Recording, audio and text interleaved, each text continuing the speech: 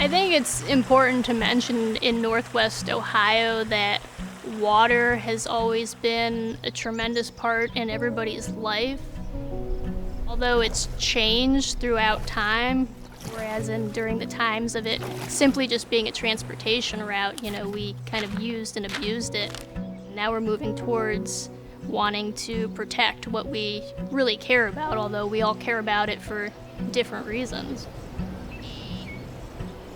My name is Jennifer Elsworth, and I am the manager of requested programs for Metroparks Toledo.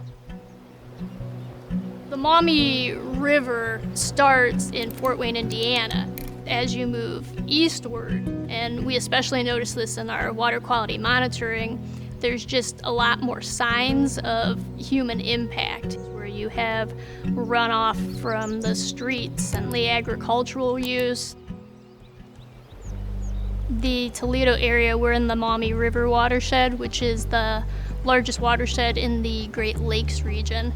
So if you imagine that this is, in this case, the Jennifer watershed, since I'm the one holding it up, at the top of the watershed is all the land area. There's some hills, there's a river that runs through at the bottom there. And so if you can imagine all of the surface area in a particular region, or in the Toledo area, anytime it rains, you wash your car, or some other event happens where water falls, it lands on that surface and eventually it's going to drain to the lowest point. All these small bodies of water connect into larger bodies of water, and what happens in one small area can certainly affect that particular area and then miles and miles away from it as well as the water flows.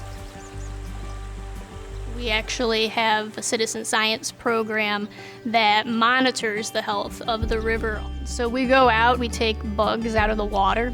The macroinvertebrates are what's known as indicator species, because we can tell what sorts of pollutants are around, what our dissolved oxygen level is, if the pH is in an ideal range for really all the creatures in the river, because the tiniest ones, those macroinvertebrates, they get affected first, being at the bottom of the food chain. And we take a look and see what's there, how many are there, and then we calculate a cumulative index value that actually is able to grade our river, so almost like a school grade.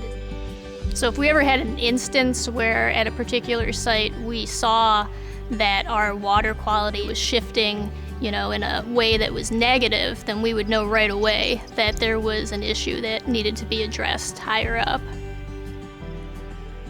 The Metroparks Water Quality Monitoring Program, it's also an educational opportunity for the public.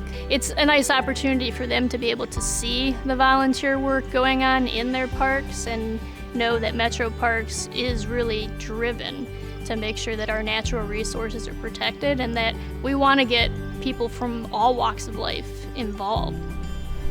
Metroparks restoration efforts far extend beyond Northwest Ohio because of how water is all linked. So what we're doing here in Northwest Ohio can have a global impact.